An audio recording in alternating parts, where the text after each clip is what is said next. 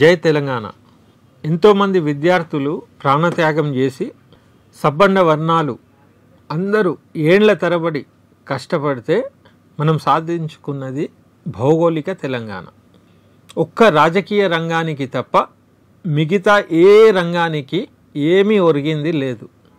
ముఖ్యంగా ఉద్యమకారులు ఎవరైతే మూలమో తెలంగాణ రాష్ట్ర సాధనకు వాళ్ళ బతుకులైతే రోజు రోజుకు చితికిపోతూనే ఉన్నాయి.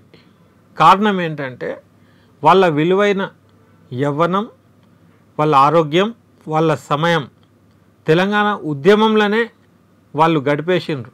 ఇప్పుడు వాళ్ళ ఆర్థిక స్థితి మరీ దారుణంగా ఉన్నది. వాళ్లకు నిత్యావసరాలు, నిత్య వసతులు లేక చాలా ఇబ్బంది పడుతున్నారు. అయితే గత ప్రభుత్వం వాళ్ళ పార్టీకి దగ్గరున్న ఉద్యమకారులకు ఏమైనా చేసి ఉండొచ్చు, కానీ విస్తృతంగా ఉద్యమ సమూహాన్ని, ఉద్యమ సమాజానికి ఏమీ చేయలేదు. కాబట్టే ఉద్యమకారులందరూ కంకణం కట్టుకొని కాంగ్రెస్ ప్రభుత్వాన్ని తెచ్చుకున్నారు.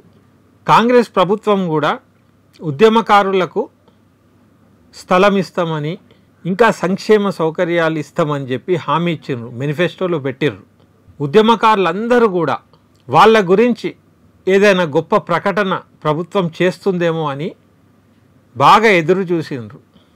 కవులకు, కళాకారులకని ఒక 9-10 మందికి ₹1 కోటి స్థలం ఇచ్చినా కూడా తెలంగాణ సమాజంలో అంత ఉత్సాహం కనపడలేదు. ఏదో ఉదాసీనత నెలకొని ఉన్నది. కారణం ఒక్కటే, ఎవరి కృషితోనైతే తెలంగాణ వచ్చిందో, ఎవరి కృషి వల్ల ఇవాళ తెలంగాణ వాళ్ళు ఒక రాజకీయంగా తెలంగాణను ఏలుతున్నారో, వాళ్ళ కృషిని వాళ్లకు కృతజ్ఞత భావనగా వాళ్ళకి ఏం చేయలేదు. 11 ఏళ్ళైనా కూడా ఉద్యమకారులకు ప్రభుత్వాలు ఏమీ చేయలేదు. కాబట్టి కాంగ్రెస్ పార్టీ హామీ ఇచ్చింది కాబట్టి ఈ ఆవిర్భావ దినోత్సవం నాడు వాళ్ళ గురించి ఏదైనా ప్రకటన వస్తుందని నమ్మినారు. ప్రకటన రానందువల్ల ఉద్యమకారులే కాదు, మొత్తం తెలంగాణ సమాజం కూడా చాలా నిరాశ చెందింది. అయితే ఇప్పుడు ఉద్యమకారులకు మొత్తం ఆశలు వదులుకొని ఒక నిరాశ జీవుల్లాగా బతుకుతారా, లేకుంటే మళ్ళీ ఉద్యమానికి సంసిద్ధమవుతారా, లేకుంటే ఇంకేదన్నా ప్రత్యామ్నాయ మార్గాన్ని, వ్యూహాన్ని వాళ్ళు ఏమన్నా తయారు చేసుకుంటారా, అది వేచి చూడాల్సిందే.